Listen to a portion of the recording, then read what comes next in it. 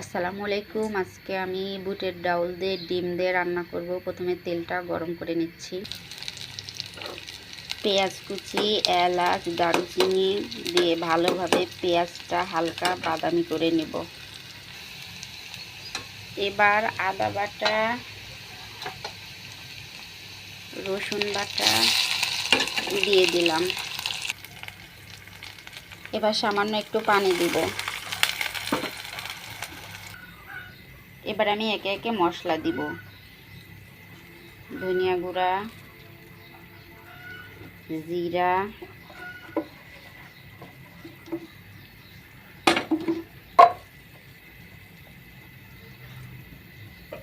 মরিচের গুঁড়া,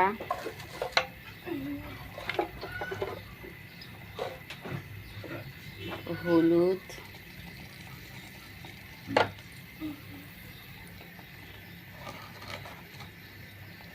লবণ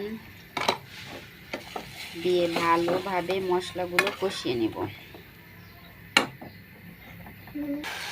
মশলাটা ভালোভাবে কষিয়ে নিলাম। এবার আমি আগে থেকে হালকা সিদ্ধ করে রেখেছি বুটের ডাউলগুলো মশলাতে দিয়ে ভালোভাবে কষাবো।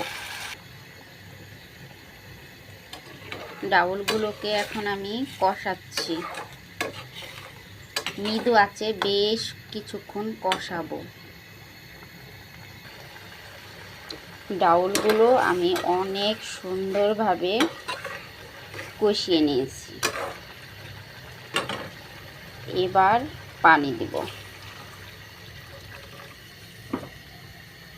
অতিরিক্ত পানির প্রয়োজন নেই, যেহেতু আমি ডাউলগুলো আগে থেকেই সিদ্ধ করে নিয়েছি, তাই এটা আন্দাজ করে পানি দিতে হবে।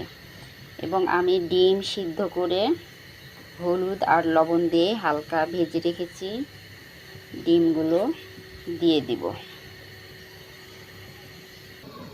ডাউলের জন্য আমি কাঁচা মরিচ এবং বিলেতি ধনেপাতা নিয়েছি। দেশি ধনেপাতা শেষ হয়ে গেছে। আমার বাসায় আগে অনেক বিলেতি ধনেপাতার চারা ছিল, এখন আর সময় পাই না, লাগানো হয় না। একটা চারা আছে, ওখান থেকে কিছু পাতা নিয়ে আসলাম।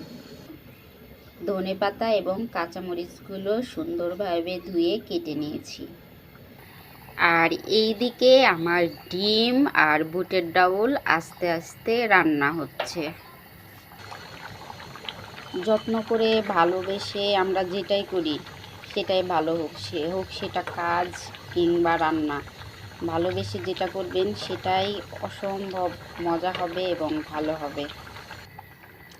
আমার ডাউলে বেশি একটা পানি নেই, আর আমরা তো সবাই জানি ডাউল রান্না করে রাখলে এটা আরেকটু ঘন হয়ে যাবে, ডাউলটা টানবে কিছুটা।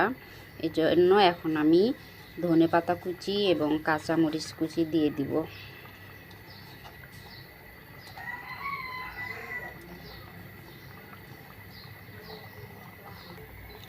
আমার ডাউলটা হয়ে গেছে, কারণ ডাউলের মধ্যে বেশি একটা পানি নাই, ডাউলটা ভারী ভারী হয়ে আসছে। এটা নামিয়ে রাখলে আরও ঘন হয়ে যাবে।